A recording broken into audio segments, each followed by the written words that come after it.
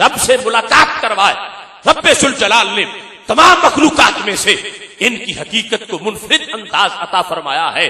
ये सबसे बड़े शाहिद, सबसे बड़े गवाह हैं। अगरचे कायनात में हर जर्रा अल्लाह के वजूद पर दलालत करता है, मगर जिस अंदाज में मेरे नबी अलैहिस्सलाम का चेहरा अल्लाह की जात की तर्जमानी करता है, ये मुनफरिद अंदाज है। इस वास्ते खालिक़े कायनात जल्ल जलालहू ने आपको शाहिद का स्टेटस अता फरमाया। अलल इतलाक रब्बे जुल जलाल के शाहिद आप हैं, और इस बुनियाद पर आपकी हकीकत बाकी तमाम लोगों से जुदा है। बाकी कुछ महज नूरी है, कुछ महज खाकी है। ये मेरे महबूब अलैहिस्सलातु वस्सलाम की जात है कि जिनको रब्बे जुल जलाल ने हकीकत नूर की दी और लिबास बशर का अता फरमाया है। शाहिद कामिल शाहिद है ही इस अंदाज में कि हजरत जिब्रील अलैहिस्सलाम कहने लगे, दनो तो मिनल्लाह दुनुवा, मैं अल्लाह के बड़ा करीब चला गया, इतना कभी भी करीब नहीं हुआ था। तो मेरे नबी अलैहिस्सलाम ने पूछा, कैफ़ काना या जिब्रील, जिब्रील बताओ वो कुर्ब कैसा था जिस पर तुम फख्र कर रहे हो। तो हजरत जिब्रील अलैहिस्सलाम कहने लगे, कान बैनी व बैनहु 70,000 हिजाब मिन नूर, मेरे और अल्लाह के दरमियान सिर्फ 70,000 हिजाब बाकी रह गए थे और मैं रब के कलाम कर रहा था। ये जिब्रील अलैहिस्सलाम की मेराज है कि 70,000 पर्दा भी बीच में मौजूद है। लेकिन मेराज की रात जब हमारे आका सल्लल्लाहु अलैहि वसल्लम सिदरा से आगे गुजरते हैं, तो मैं खोरे कभी 70,000 हिजाब मिन नूर, मेरे बदन से लग के 70,000 नूर के पर्दे फट गए और मैंने कमान के 2 सरों से करीब होके अपने रब की जात को देख लिया।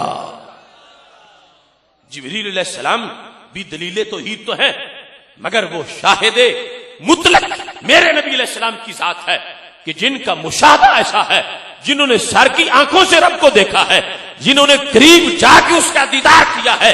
अब पूरी कायनात इनकी जुबान पर एतमाद करते हुए अशहदु अल्लाह कहती रहेगी कि मैं गवाही देता हूं, मैं गवाही देता हूं कि अल्लाह एक है। हालांकि शहादत के लिए जरूरी होता है कि जिसके बारे में गवाही देनी आंखों से देखा हो, हम में से किसी ने देखा नहीं, क़यामत तक की गवाही होती रहेगी। इस वास्ते कि हमने उस शाहिद मुतलक का कलमा पढ़ा है कि जिन्होंने आंखों से देख के उसके एक होने का ऐलान किया हुआ है।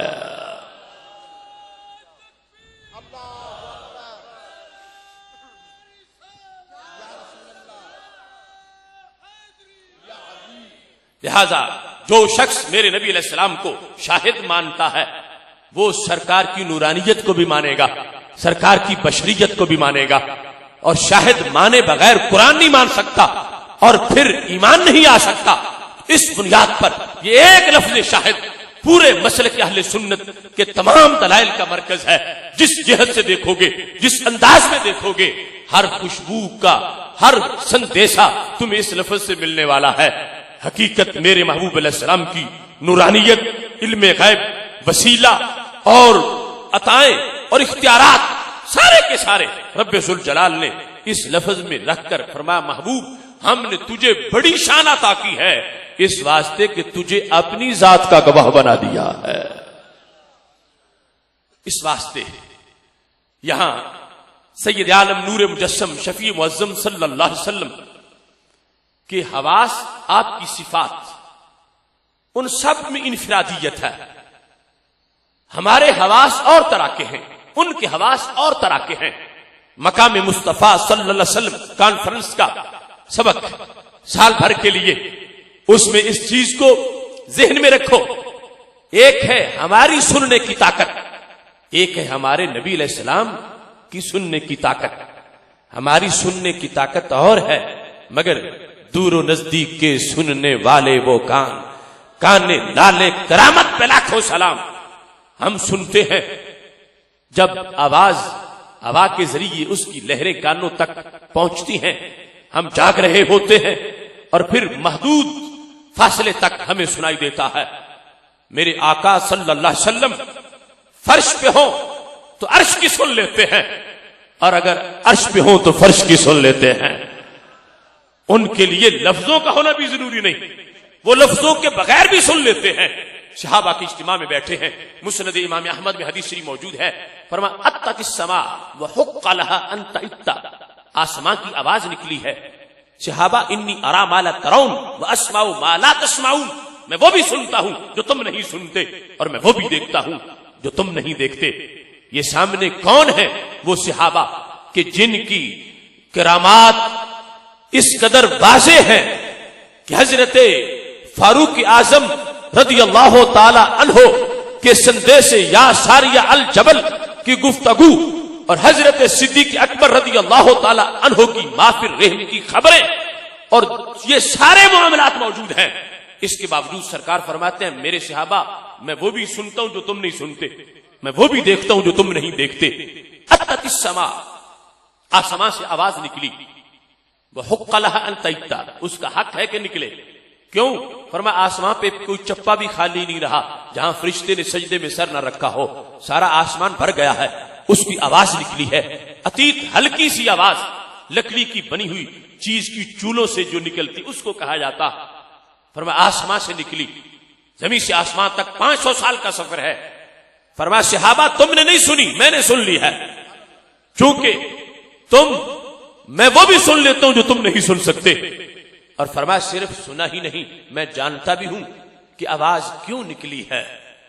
बरेली शरीफ के इमाम ने कहा फरियाद उम्मती जो करे हाले जार में, मुमकिन नहीं कि खैर बशर को खबर ना हो। वो आसमां भी तो उम्मती है, उसकी आवाज निकली है। मुझे पता है क्यों निकली है कि रश ज्यादा हो गया है। अब जमीन पे बैठे थे तो आसमां की आवाज को सुन लिया, और जब मेराज की रात जन्नत में जा रहे थे फरमाया वापस आके या बिलाल समेत तो दफन अलैका बैन यदैया फिल जन्ना, बिलाल तुम मक्का शरीफ में थे, मैंने जन्नत में तुम्हारे कदमों की आहट को सुन लिया था। हमारे कान और तरह के, उनके कान और तरह के। हम सो जाएं, हमारी समात मुअत्तल हो जाए और वो सो जाएं फिर भी सुनते रहे। खूबसूरत अंदाज है। हजरत याला बिन मुर्रा रज़ी अल्लाह ताला अन्हु कहते हैं कि रसूल अल्लाह सल्लल्लाहु अलैहि वसल्लम वादी के किनारे पे आराम फरमा रहे थे, दूसरे किनारे से दरख्त चलता चलता आ गया और फिर वापस चला गया। जब महबूब अलैहिस्सलाम बेदार हुए तो मैंने पूछा कि या रसूल अल्लाह सल्लल्लाहु अलैहि वसल्लम ये मामला क्या है? मैंने आज तक दरख्तों को यूं चलते फिरते नहीं देखा जैसे ये दरख्त टहलता टहलता आया है। तब महबूब अलैहिस्सलाम ने ये नहीं फरमाया मैं तो सो रहा था, तुम जाग रहे थे, तुम्हें बताना चाहिए ये क्यों आया है। हरगिज़ ये नहीं कहा। फरमाया शजरतुन इस्ताज़नत रब्बहा अज़्ज़ व जल्ल अन तुसल्लिमा अलैया, या अल्लाह जैसे तुम उम्मती हो ये भी उम्मती है, तुम सलाम पढ़ते हो ये भी तो पढ़ना चाहता था, मस्जिद नबवी शरीफ में जा नहीं सकता था, मेरा इधर गुजर हुआ, इसके जज्बात मचल पड़े, ये कहां नसीब मेरे कि तू आप चल के आता, कोई जज्बा मोहब्बत मेरे काम आ गया है, मेरे दिल की धड़कनों में तेरा नाम आ गया है, कर लो कबूल आका ये गुलाम आ गया है।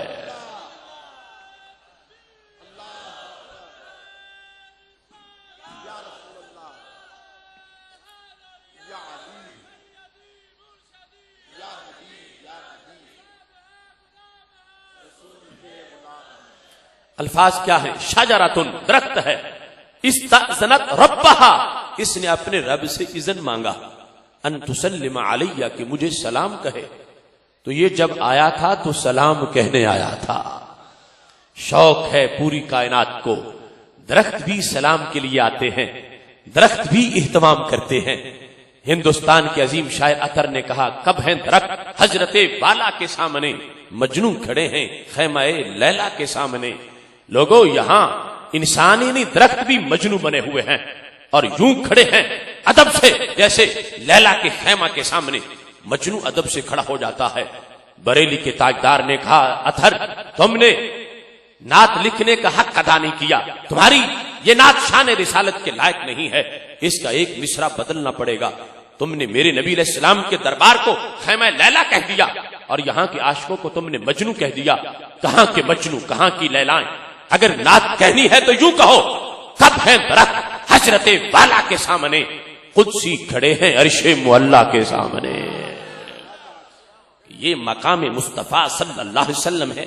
यहां दरख्त भी यूं अदब से खड़े होते हैं जैसे अर्शे मुअल्ला के सामने कुदसी हाथ बांध के खड़े हो जाते हैं। अब दलील कैसे बनी? मेरे महबूब अलैहिस्सलाम सो रहे हैं और सलाम लकड़ी के आशिक का सुन लिया। अगर आवाज होती तो हजरत याला को भी आ जाती, आवाज थी नहीं, सलाम था। आवाज के बगैर भी सलाम मेरे नबी अलैहिस्सलाम ने सुना। किस हालत में? कि सोए हुए थे। हालांकि हम सो जाए हवास मुअत्तल होते हैं, पास जो बातें हो रही हो पता नहीं चलता। वो सो के भी वो सलाम सुन लेते हैं जिसकी आवाज ही नहीं है। तो आरिफ वाला के मुसलमानों, अंदाजा तो लगा, जो हालत नींद में लकड़ी की आशिक का आवाज के बगैर वाला सलाम सुन लेते हैं, वो आज गुंबद खजरा में इन चलते फिरते आशिकों का सलाम क्यों नहीं सुन सकते? आवाज की भी जरूरत नहीं, आवाज नहीं थी। अगर होती तो हजरत याला को भी आती, उन्हें नहीं आई। और सरकार दो आलम सल्लल्लाहु अलैहि वसल्लम ने फरमाया, जब यहां आया था मैंने वो भी सुना, जब अपने घर था मैंने वो भी सुना। कोई ये ना कहे आशिक दरवाजे पे आए तो सुना सकता